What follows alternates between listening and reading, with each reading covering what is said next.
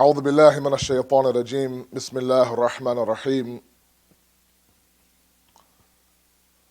الحمد لله الذي لا يبلغ مدحته القائلون ولا يحصي نعماءه العادون ولا يؤدي حقه المجتحدون الذي لا يدركه بعد الحمم ولا يناله غوص الفطن ثم الصلاة والسلام على أشرف الأنبياء والمرسلين حبيب قلوبنا وطبيب نفوسنا وشفيع ذنوبنا سيدنا ومولانا أبي القاسم محمد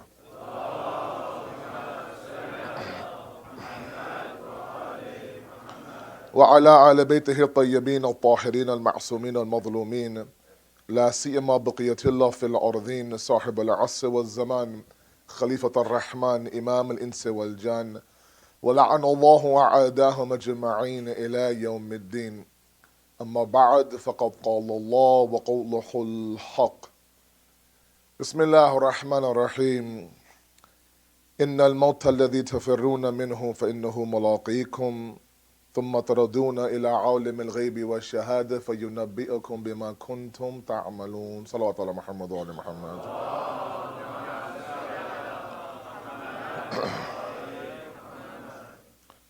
As we enter the days of post-Ashura and these Ayami Azah, we have to ensure that we don't fall into what's called the Ashura trap,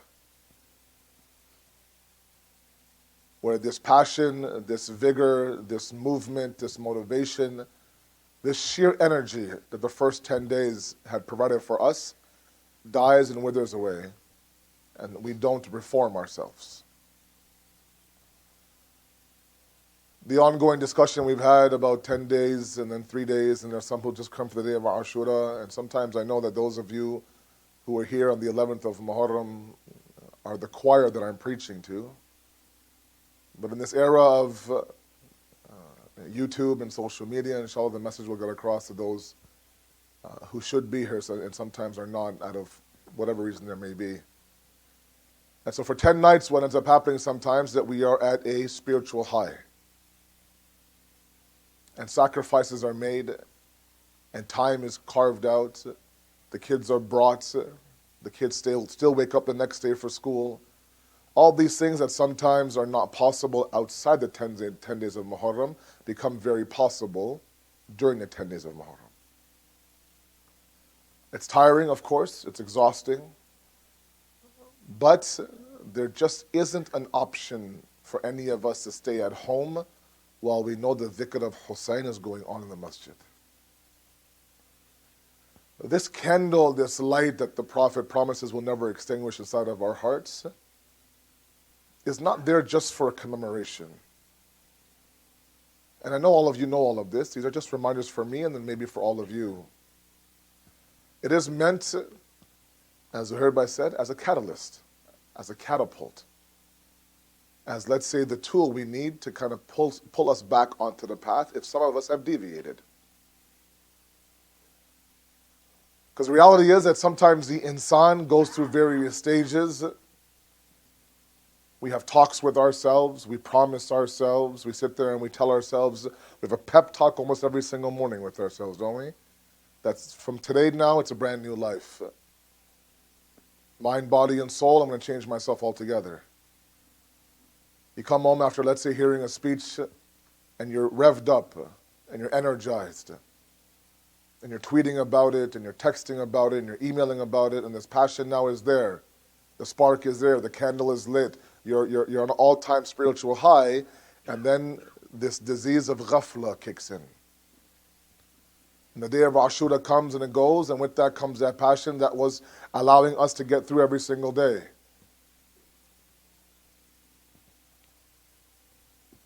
And then this idea that slowly but surely that energy, I'm not saying for everybody, there are some people who take these 10 days and go through a revolution. But we just don't have enough of those individuals yet that truly take these past 10 nights to revolutionize. And so tonight, as a final lecture because we've already closed out the resistance topic, and as I mentioned to you today, we'll simply look at the idea of keeping the candle of Ashura lit inside of us. The reality is that our love for Imam Hussain doesn't stop. Our recognition for him as the wali of his time doesn't stop. Our gham, our huzn, our suffering for him doesn't stop.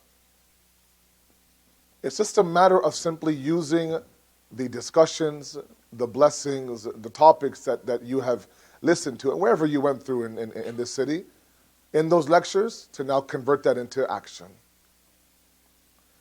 And if you've taken on ilm, because ilm sometimes is simply translated as knowledge,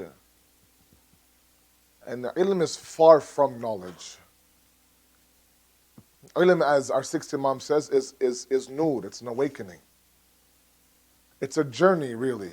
And that journey begins with information in the head. Now, we threw at you across 10 nights stuff like what? Flight, fight, and freeze, right? We threw what? Cue, routine, and reward at you. We threw 5 R's at you. We threw emotional intelligence at you. All sorts of information we threw at you. And some of you, mashallah, took notes. And some of you were able to retain. But now, everything that's up here will only remain up here if it goes through a journey. And that journey has to begin from the information in your brain and literally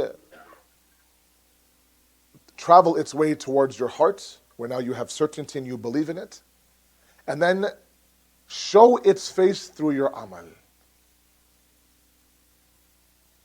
This journey that we have from information to certainty to amal is called ilm.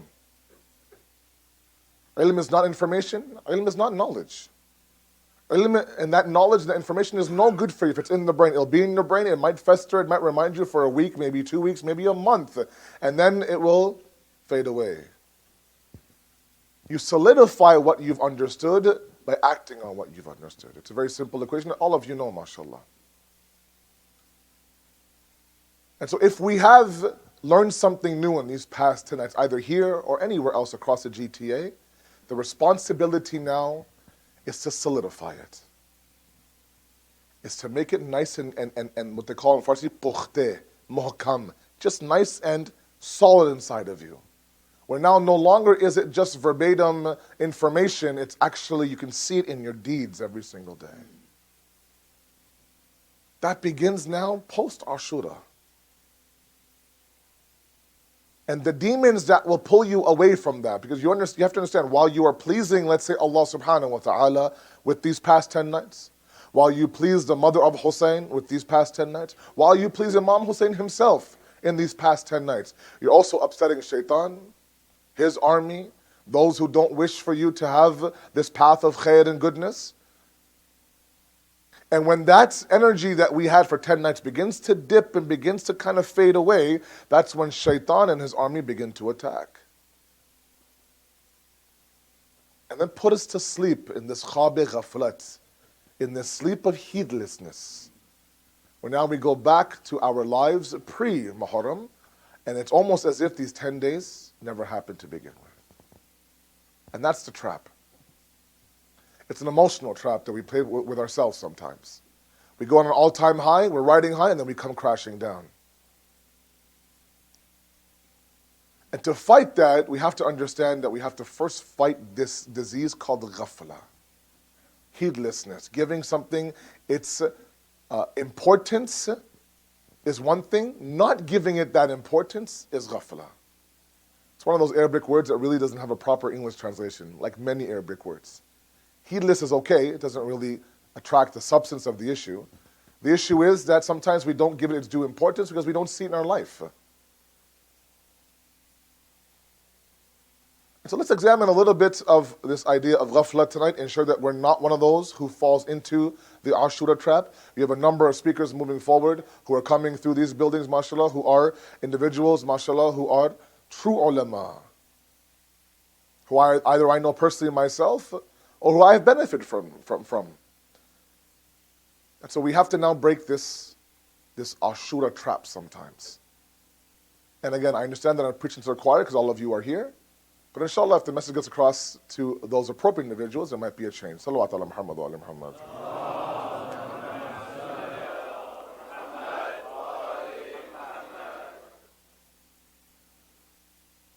Let's first of all understand that Allah subhanahu wa ta'ala has placed, and by extension, of course, the Ahlul Bayt have placed forms of worship for us to tackle this heedlessness. Everybody in this room, including myself, we suffer from ghaflat. We sit in the majlis, we sit in a speech, we're wowed by it, we're amazed by it, we're enjoying it. You know, if you're in an Urdu majlis, you're zooming back and forth, maza aa gaya aaj, right? And all these things are great, and while you're in the moment, everything is great. And you might even make some promises to yourself while you're in the moment. But you know what he's talking about? He's actually talking to me directly up there, and I'm going to make a change starting tonight. Because you're in that moment, and we live, like I said a couple of minutes ago, in the moment sometimes. The airplane window. And sometimes we have been created so weak, and I don't mean to be hopeless, but sometimes this weakness of ours, خُلُقَ الْإِنسَانَ ضَعِيفًا, this weakness that we have inside of us, doesn't, it kicks in right to the moment where we get to our car in the parking lot. The zooming stops, the wow stops, the promises are forgotten, and on your way home now you're thinking about your routine tomorrow morning.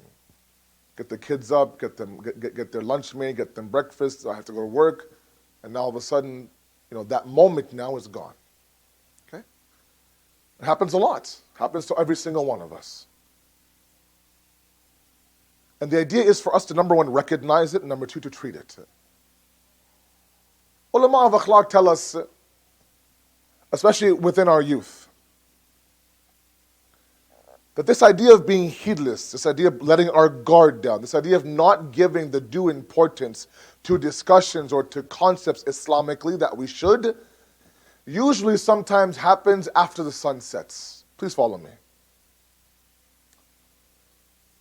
Nighttime usually brings out, they say usually, and this is a general statement, brings out the shaitan inside of us. We are one way at 12 noon, we are another way at 12 midnight. Our conversations are one at 2 o'clock in the afternoon, our conversations are another at 2 a.m. The ulama have even said to the point where a majority of our sins sometimes are committed at night, not so much in the daytime. We are more alone at night than we are in the daytime. And so ghaflat and the arena of shaitan usually starts when the sun begins to set. And now people, of course, go back to their chores in their homes. And that's, of course, when ghaflat begins to begin. And so one of the most beautiful acts of recommendation that we have in our salat, which many of you, mashallah, do, a reminder to all of you who do it, and an introduction to my youth out there, is something called Salatul Ghufayla.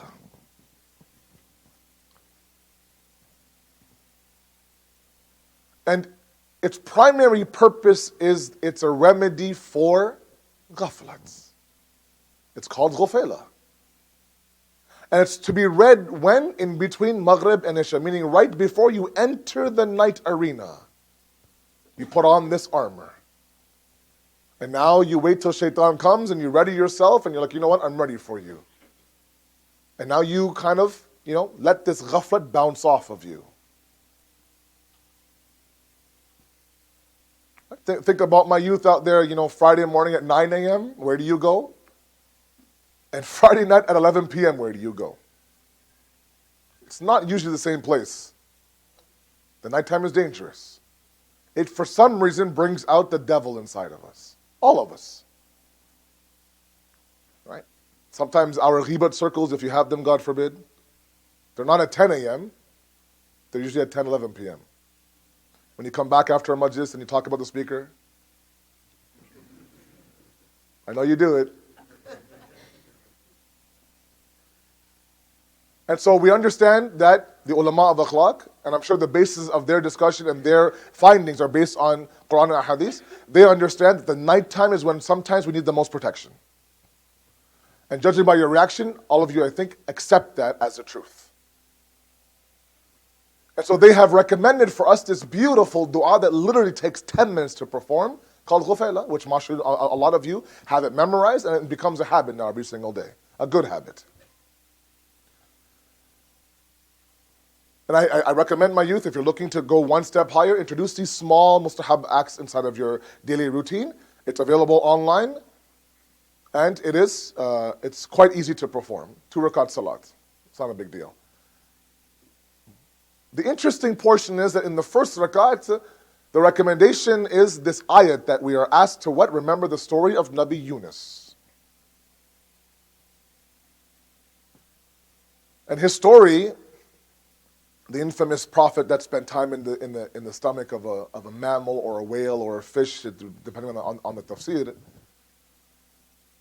was this prophet, of course, that did what's called tarki awla. And I discussed that a couple of nights ago, if you remember the second or third discussion, I believe. He ran a little bit impatient with his people. They weren't listening to him. Their stubbornness was causing his impatience. So before Allah actually asked him to leave the people, he left on his own. And for Allah subhanahu wa ta'ala to teach Nabi Yunus a lesson, not that of course he sinned. Remember, we discussed the idea of tarki awla. It's not a sin, of course. He wanted him to kind of reflect and understand where he was and where he had to go. And so the ayat talks about the ghazab of Yunus, the anger of Yunus. He was angry, of course you're angry. You're talking to a group of people, you're pouring your heart out. And not only are they're not accepting your advice, they're actually standing up to you and being stubborn, saying, no, this is our way. Until they saw the adhab of Allah literally forming in front of them in the form of clouds, and then of course they woke up, because that's usually what happens. And so Allah does what? Allah commands this animal to come and to not harm Nabi Yunus, but allow him to spend some time inside of his belly. This mammal, this animal, let's say it's a whale, let's say for example. Usually whales are animals that swim not at the surface level of the ocean, but the deepest portion of the ocean. Correct? They come up for some air, they come back down. Follow the metaphor for a moment here. So now, of course, Nabi Yunus, some say 40 days was in the stomach, day in and day out. And this mammal spends most of his time inside the deepest portion of the ocean, let's say, for example, where the darkest portion of the ocean is there as well. Correct? So the mammal is inside the darkest portion of the ocean. Nabi Yunus is inside the darkest portion of the mammal. Darkness upon darkness. And Nabi Yunus is now spending that time in that darkness. And of course, reflecting on what happened. Contemplating. Tadabbur, tafakkur, all these things. That is for his elevation. Until the Quran says that there was a cry that's heard from that darkness. What's that cry? فَنَادَى فِي ظُلُمَاتٍ أَنْ لَا إِلَهَ إِلَّا أَنْتَ سُبْحَانَكَ إِنِّي كُنْتُ مِنَ الظَّالِمِينَ. Then now, of course, Nabi Yunus realizes that, what? There was a mistake that was made. And the first thing he does, not complain, no gila, no shikayat, he praises Allah subhanahu wa ta'ala. There is nothing like you out there. Glory be to you. Subhanaka. Glory be to you. I was the one that did dhulm against myself. Didn't blame the people of Nainawa. Didn't blame the stubborn elders. Didn't blame the youth who refuse to listen. Didn't blame that person. Didn't blame this person. Strictly took on the onus of blaming himself. Many lessons from this story, many lessons on why this particular story was placed as the first raka'at of this Salat al-Ghufayla.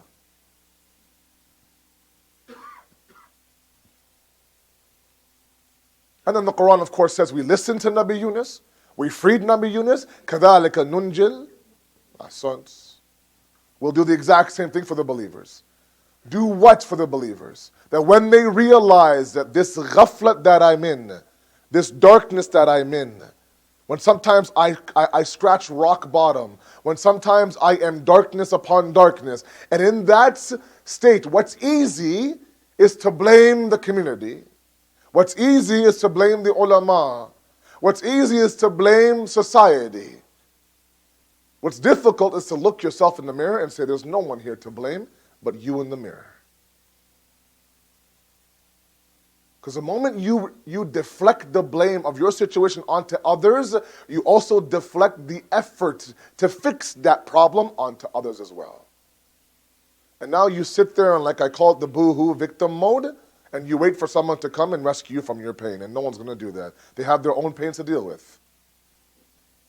So ownership, acknowledgement, to understand that the halat that I'm in right now, the state that I'm in right now, is because of my lack, and because of my deficiencies, nobody else's. When that ends up happening and you praise Allah subhanahu wa ta'ala in the darkest of your moments, Allah says, I will free you, I will listen to you, I'll give you that outlet, just like I did Nabi Yunus.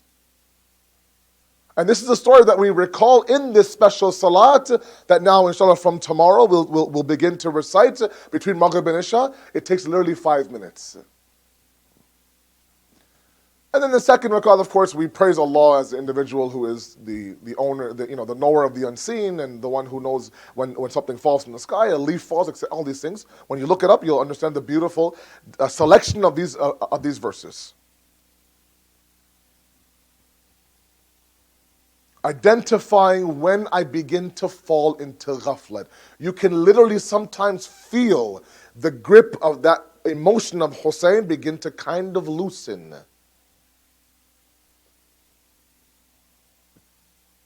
You know, in the month of Ramadan, sometimes we don't require, and the month is a miracle for many, many reasons.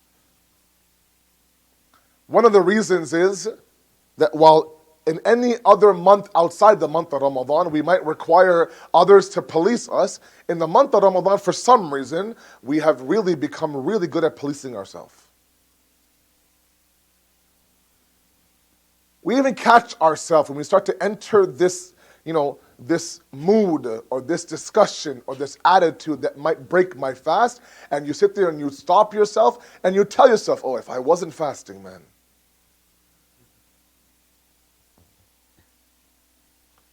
And the miracle nature is what of that month? It's just that now this soul of yours that's completely in tune with Allah's commands and Sharia is now dictating to the body that's screaming for water and screaming for food that, look, you're not getting anything until Salat.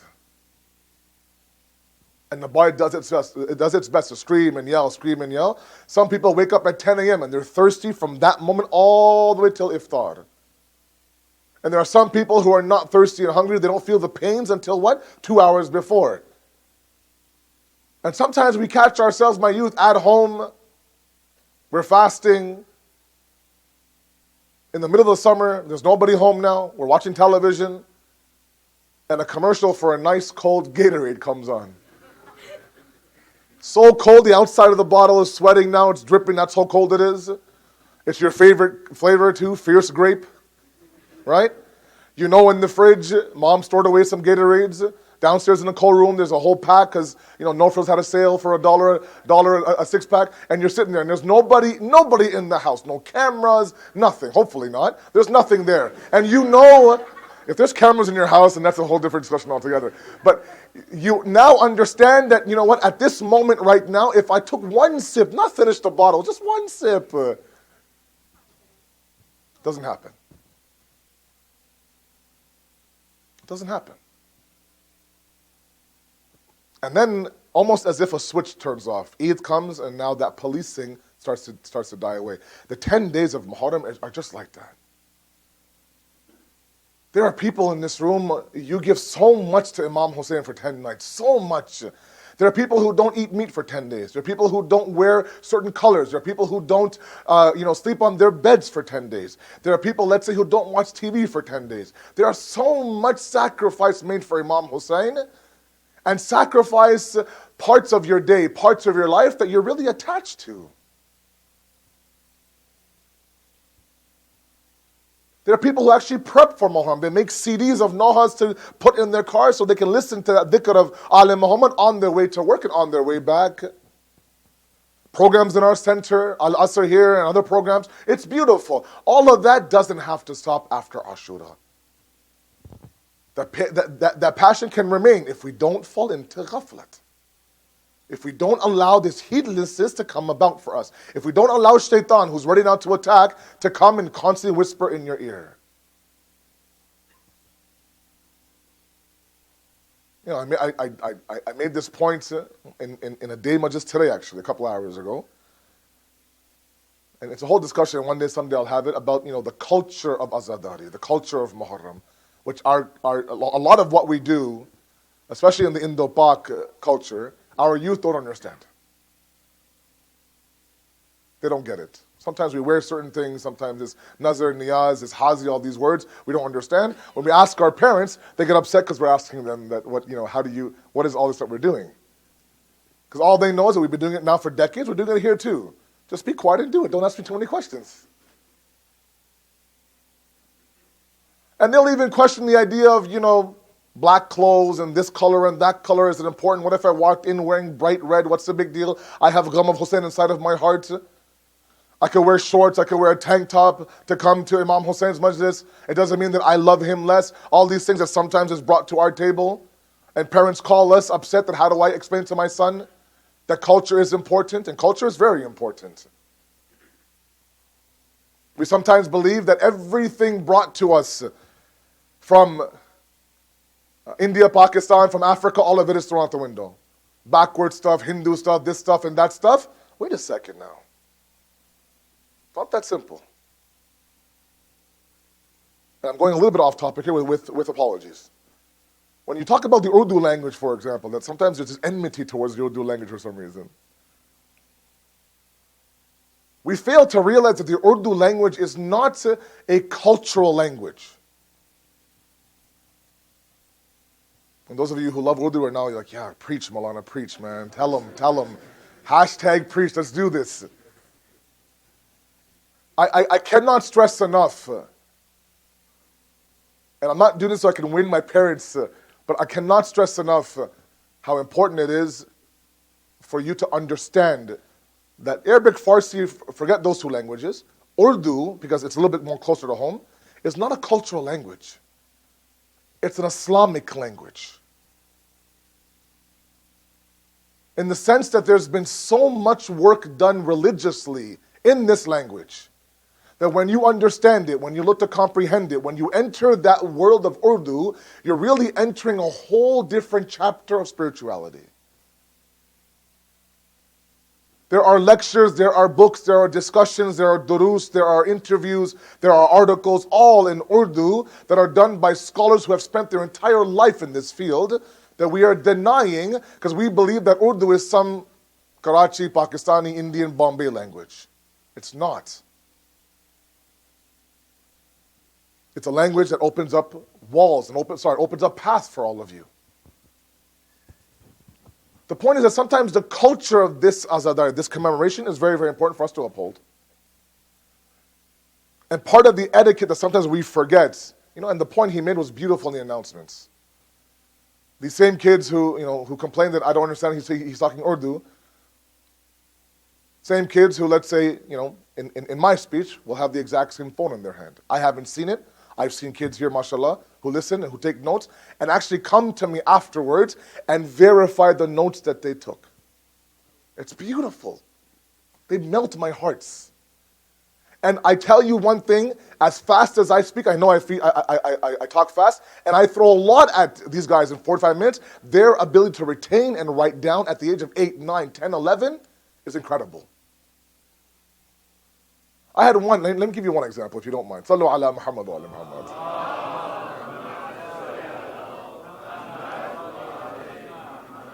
We talked about one night, 2 different groups of awakening and awareness, the Shamis and people of Medina.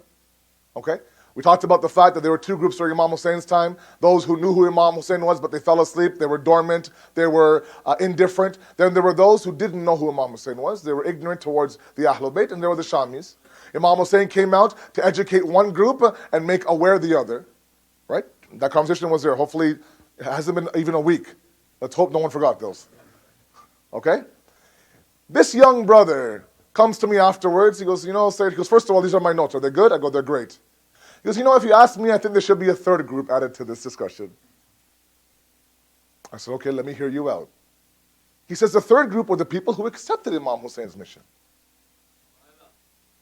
If there were people who were asleep and people who were unaware, there were people who were right beside Imam Hussein as well. I said, that's a great point. And I went back and I actually edited my notes. The next time I deliver this lecture on this topic, I'll add a third group.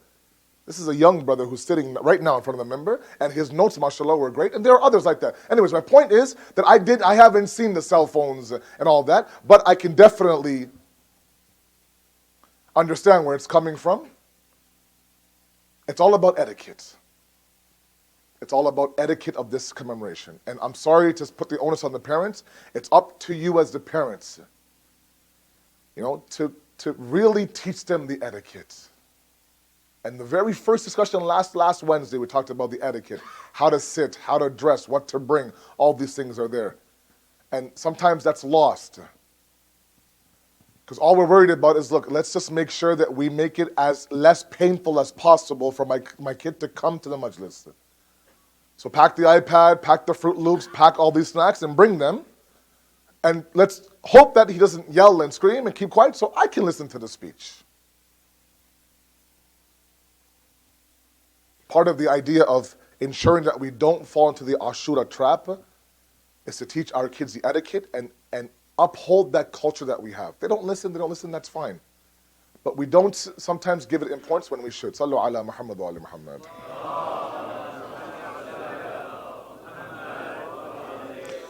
And I'm sorry, I went off topic there. I apologize. Let's get back to our discussion. So understanding that, first of all, ghaflat is a disease that affects everybody in this room, including myself.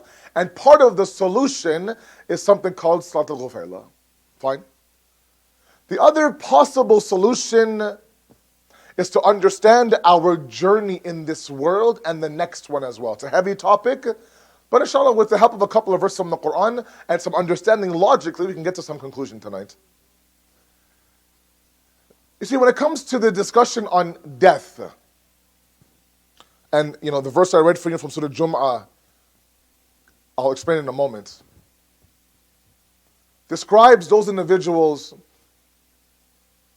and is really introducing death to those individuals that have done their best to do what? To flee from that death, to do farar from that death. We have this unbelievable relationship with death that sometimes it's, if you don't bother me, I won't bother you. I won't think about you, you don't think about me either. I won't say your name, you don't take my name either. Right? So if you mention death at home in front of your mother, chappal. You can't say it. The story I tell is, I was in a U.S. community a couple of years ago, and this brother came back from Karbala, and usually, they bring this pile of coffins from Karbala. Khak shifa is on them. And some people come and they present to me as a gift, a coffin. So thank you for the coffin. There's tasbihs there, there's sajdagas there. The coffin is like, when I saw the coffin, Syed, I thought about you. I'm not sure how to take that, but thank you very much. He brings and he starts to sell these coffins. And he sells them right by the entrance. And as people were exiting the hall, there's a table there with coffins now. And I kid you not, these are my eyewitnesses, no one else's. There were people who were walking by the table and making sure that their shirt doesn't rub against the table. That just in case my shirt rubs against that coffin, at that moment, inna lillahi wa inna ilayhi raji'un. That's it. You touch the table, you're ready now, let's go. No. So we have this very ajib relationship with death. And part of it is simply because we are ghafil when it comes to the hereafter.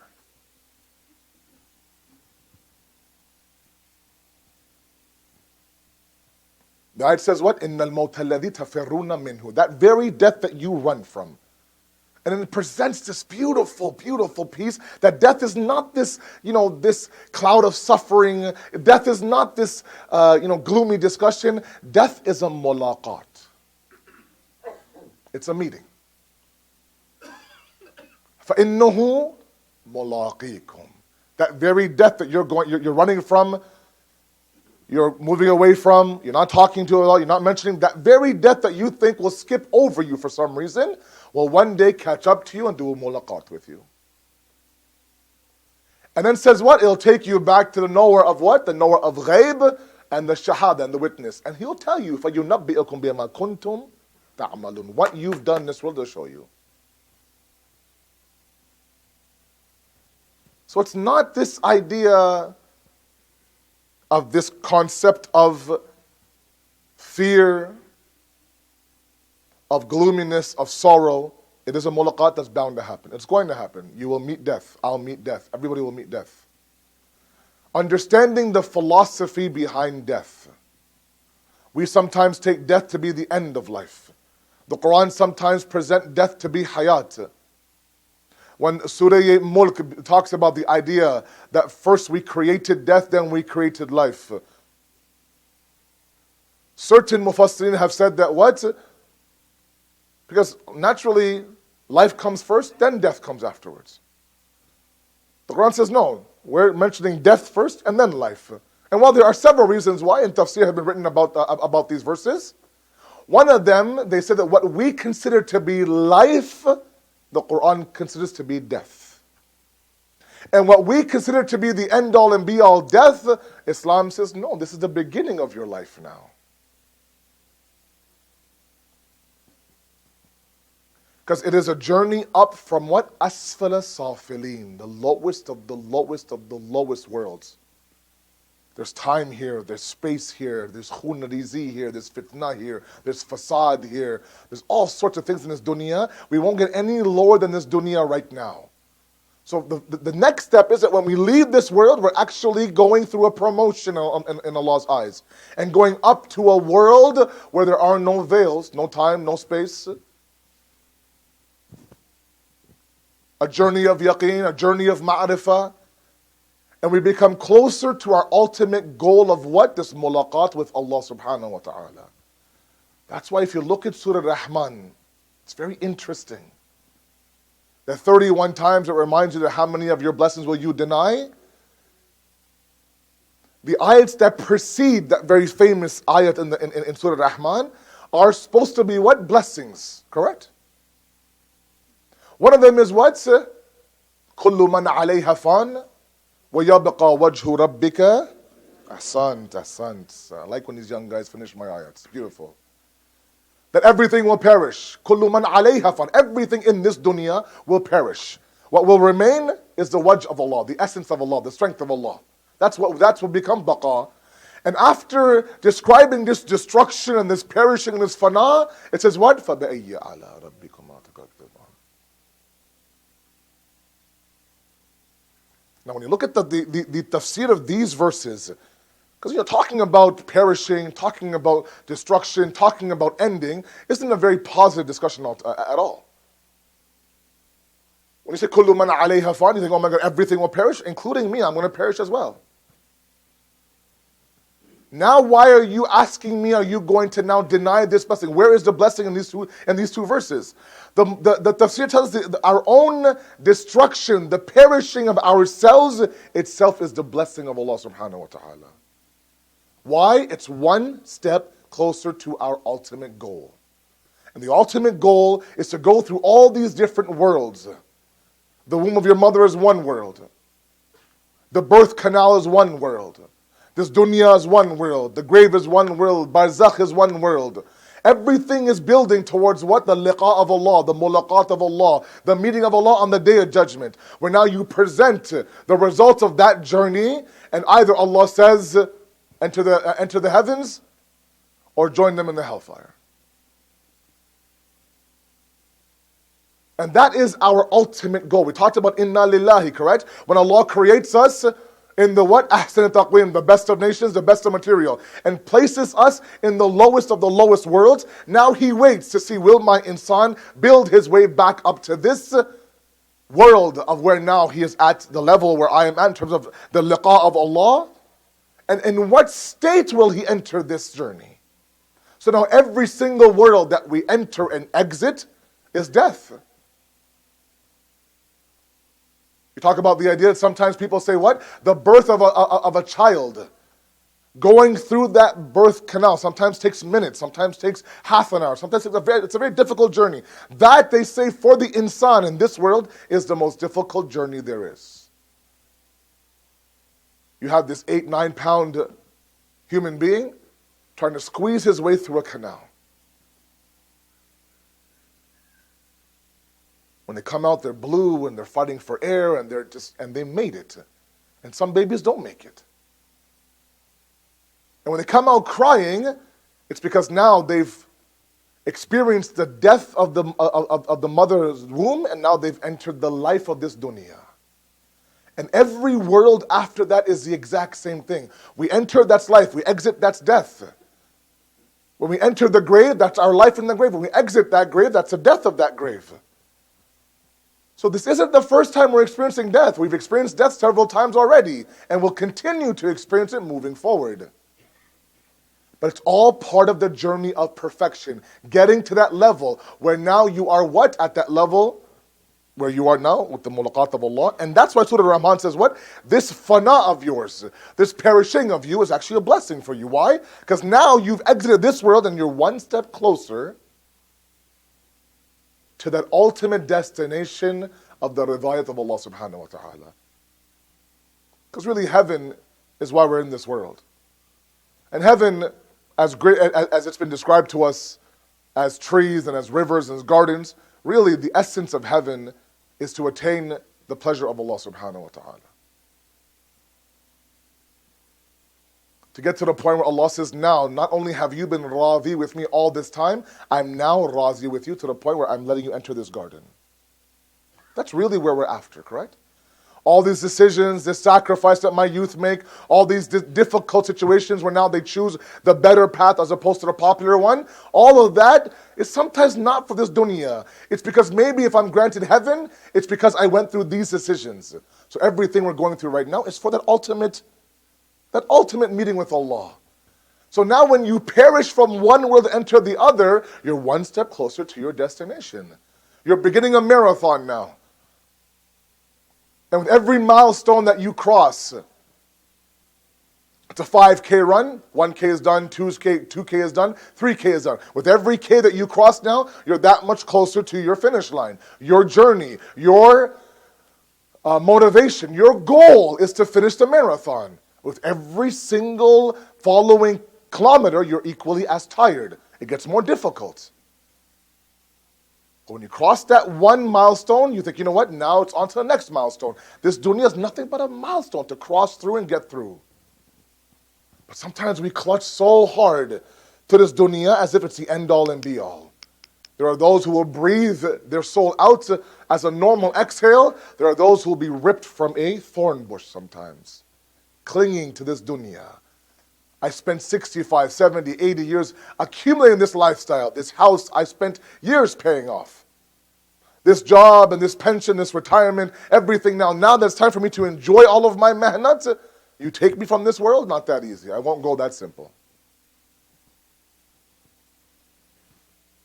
But that's what it is. We're just not aware of that dunya. يَعْلَمُونَ ظَاهِرًا مِنَ الْحَيَاةِ الدُّنْيَا. They know so much about the apparent nature of life in this world, but when it comes to عَنِ الْآخِرَةِ هُمْ غَافِلُونَ. They don't know much. They're unaware. When you're unaware of a certain world, you don't prepare for it. You don't know it. You don't give it any sort of importance.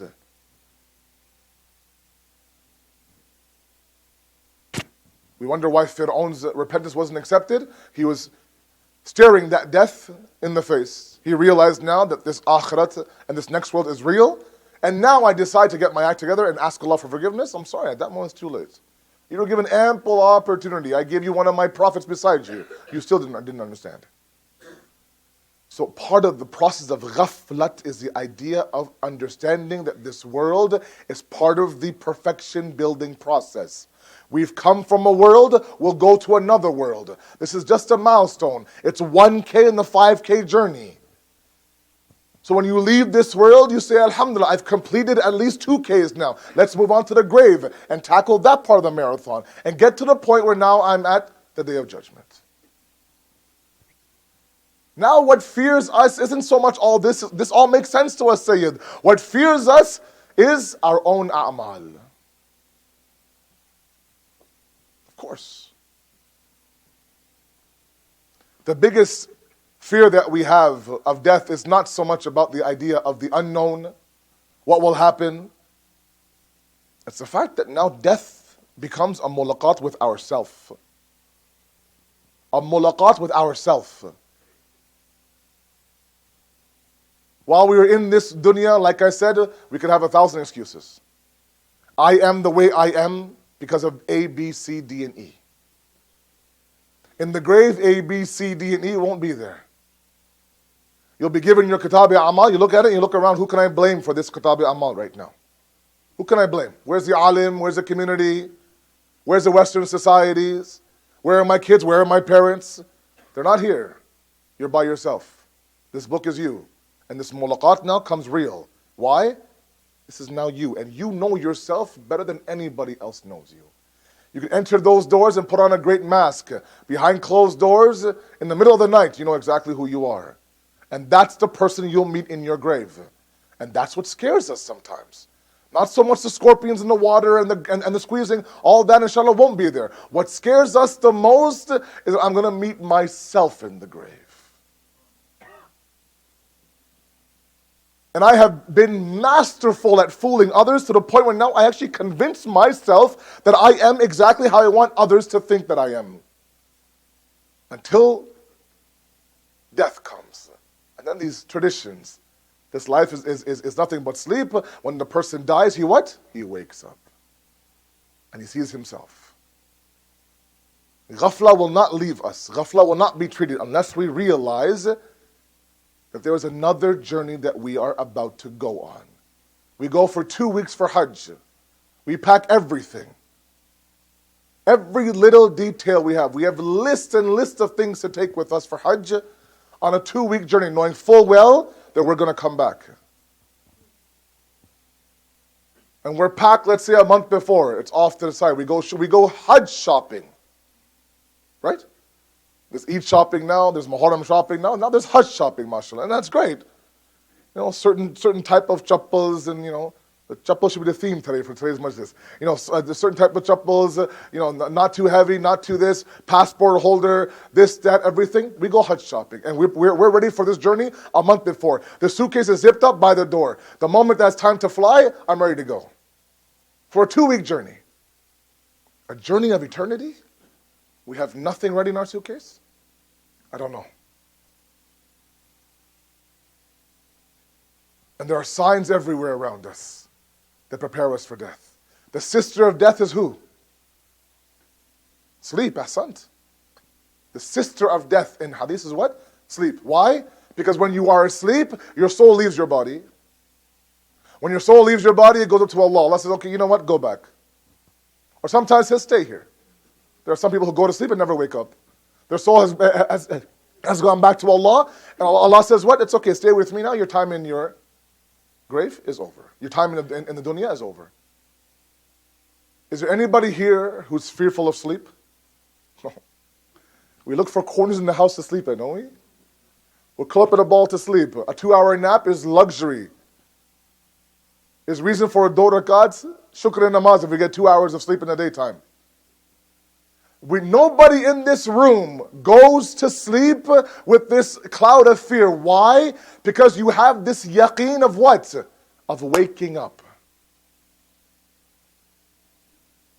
And yet when it comes to big brother being death, we don't have that same yaqeen. Because we believe that what? I'm not going to get up anymore. This is the end all and be all. Let's change that mentality. You will rise up after death, after that sleep, but in what state will you be in, and what will you bring for that world? The Holy Prophet, Muhammad Mustafa sallallahu alayhi wa sallam, he says that when an individual goes towards, when a mayyat goes towards the qabristan, the cemetery, 3 things follow him. Ahluhu, maluhu, wa amaluhu. His family goes with him. His wealth goes with him. It's expensive now to die nowadays. and his amal go with him. One remains with him in the qabristan, two come back. His family and his wealth come back after burying him, his amal stays where he is. Nobody will ask you in this room, in your grave, who your father was, or what your last name was, or what your salary was, or who your grandfather was, or how many terms were you president at Masumin, how long you did announcements for before the majlis. Nobody will ask you. Maybe they should. What they will ask you is what? What did you do in this world? That's it. That's it. Part of the solution of ghaflat, and this is of course for me first before anybody else, is not so much the dhikr of maut, not the remembrance of death, is to understand this journey that we are on. If you look at it through entirety, we're right now in this dunya, we could be here. We started off over here in worlds before us, that discussion I don't want to have. And now we are here. We have to end up over there. So it's not like this journey is going to end. It's going to continue. Every stage is different. And we have to prepare ourselves for the next journey. Ask yourself, I'll ask myself, for the trip for the next world, is our suitcase packed? Is it empty? Have we gone akhirat shopping or not?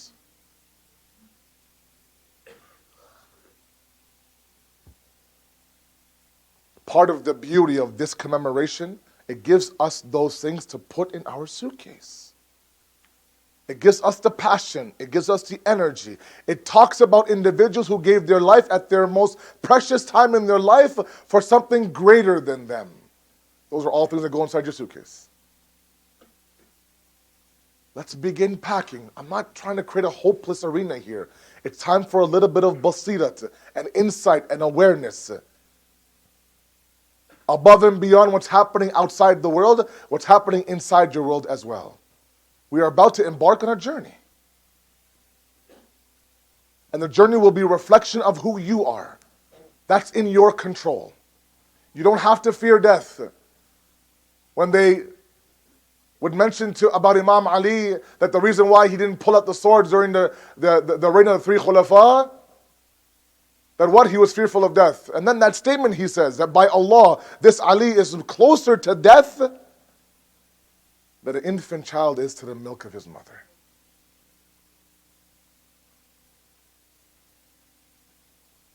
We are individuals who fall prey to ghafla. It's a disease of our soul. It affects every individual.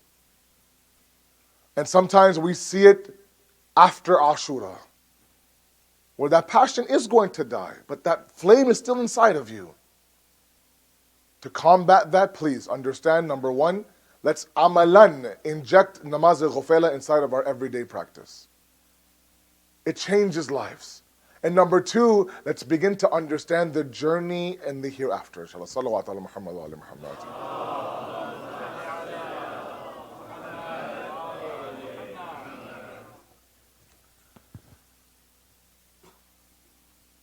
The day of Ashura,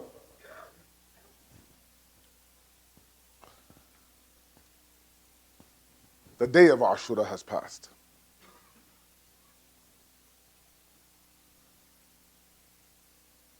Awliya Muhammad have given their lives. Janab Qasim has sacrificed his body. Ali Akbar has taken on the pains of the barchi and the spear. Abul Fazl has given his arms on the path. Ali Asghar took that arrow from Hurmala. Hussain fought. He fought hungry, he fought thirsty. Hussain fought with 30 plus wounds from head to toe, either from arrows or from spears. He fought to the extent that Umar ibn Sa'd would tell members of his army that I want you to bear witness that I was the one that caused Hussain the most pain. Because Yazid had said, the one who causes Hussain the most pain can expect the biggest reward from me. He says, bear witness that I didn't leave on the body of Hussain any spot that was even the size of a dime without a zakhmi, without a scar, without blood. In that state, our Mawla fought. Poison running through his veins, he fought. Reminding the people who he was. Avenging Ali Akbar, Qasim and Abbas. And one by one he fought until he simply couldn't fight anymore. And his head now is on a spear. His sacrifice is complete. His mission is over. And his Ashura was yesterday.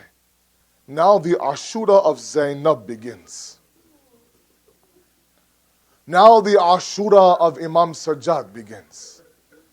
Now the 33 years that Imam Sajjad spent in ensuring that nobody would forget about the gham of his father begins tonight. The same Imam Sajjad, as I mentioned yesterday, when Imam Hussain walked into his khayma, couldn't recognize his father, attempted to get up and defend the mission of his father, and his father says that, Sajjad, your mission is something else. You are to take these women and the children through Bazar-e-Sham into actually the courtyard of Yazid.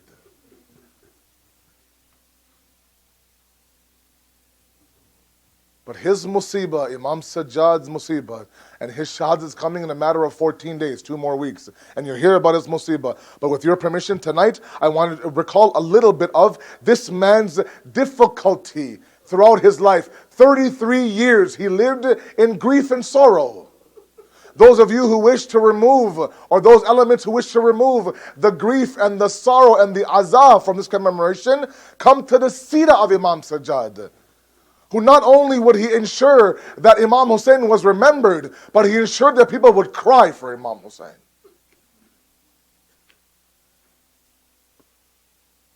Now, of course, the Shuhada are lying on the plains of Karbala. This qafla is now ready to move towards their very difficult journey. This journey sometimes, if you do the calculation, from Karbala all the way to Damascus is about 700 kilometers. Understand this calculation. It's a 7-hour drive. And these individuals were on camels. Camels, they say, walk at the exact same speed as a human being. Even if this qafla traveled for 12 to 14 hours a day and took a break at night, it would take them 15 days of a journey in this state where they are tied, they are shackled. Imam Sajjad narrates that the head of my father would be right beside me. Every time I would look to my father's head and begin to cry, somebody would whip me and lash me.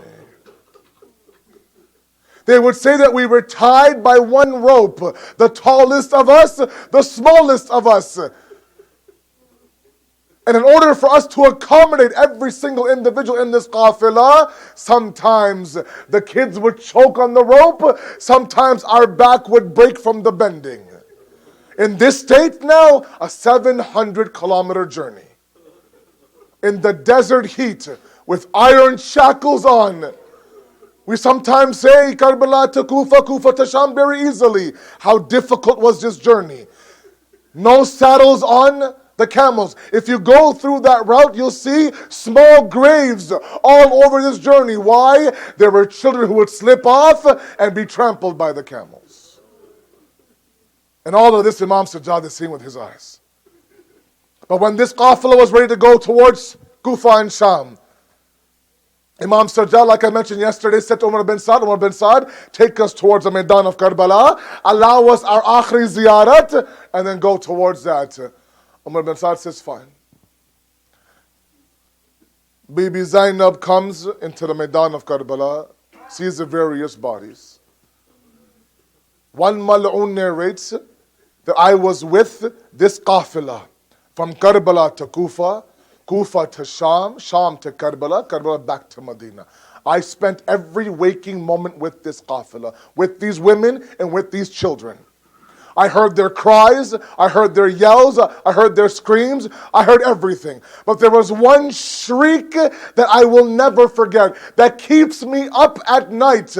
When Bibi Zainab was brought inside the Maidan of Karbala, and for the first time since Tili Zainabiyya, she was able to lay her eyes on the headless body of her brother Hussain. She let out a shriek so loud that up until this day, it rings in my ear, he says. Imam Sajjad now takes his very difficult qafila towards this journey.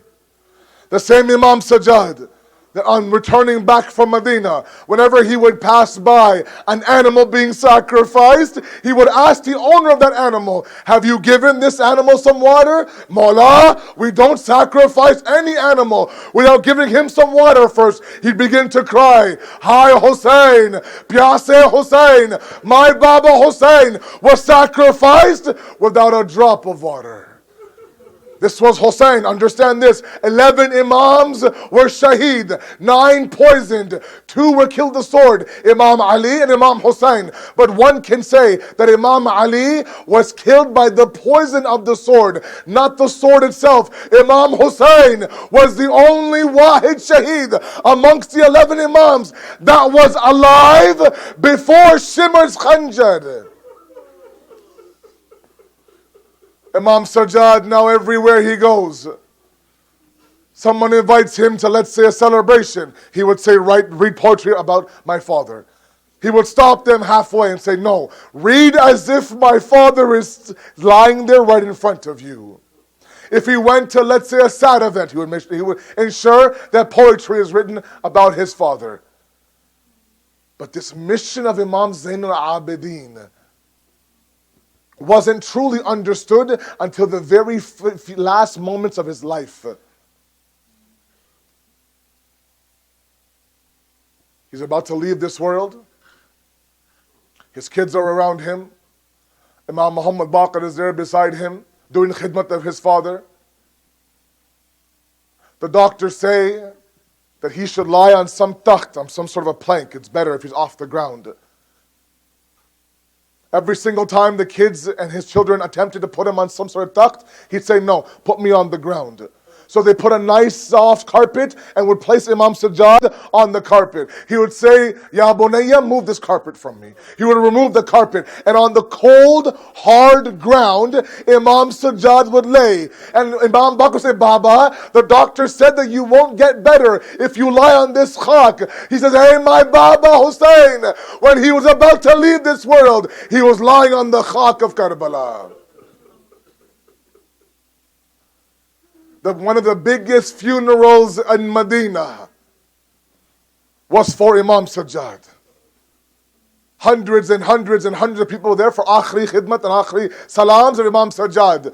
And again he would begin to cry. And every time he cried, Imam Baqir said, Baba, why do you cry? Imam Sajjad says, look at how many people are here from their al-wida for me. There were hundreds lined up outside for their akhri salam to me. My Baba Hussain had nobody, surrounded by the enemies. Tanha, gharib, madloom, thirsty, hungry. What was his khata? What was his fault? Why do I get this sort of treatment and my Baba gets that treatment? His very last days, he remembered his Baba. And of course, in his final days before he leaves this world, the books say Imam Muhammad Baqir now is hugging Imam Sajjad, holding him close, trying to remove his pain, comfort and ease his journey into the next one. And Imam Sajjad begins to cry. Imam Sajjad begins to cry. Imam Muhammad Baqir says, Baba, now why do you cry? He says, Ya Bunayya, I'm leaving this world. I'm leaving this world. And my head is on your chest. My head is on your chest. But my Baba Hussain, on Asri Ashur, on his chest was Jalisu ala Sadri. Shimar bin Dhul Joshin was on his chest. سيعلم الذين ظلموا أي منقلبين ينقلبون إنا لله وإنا إليه راجعون. ماتم حسين.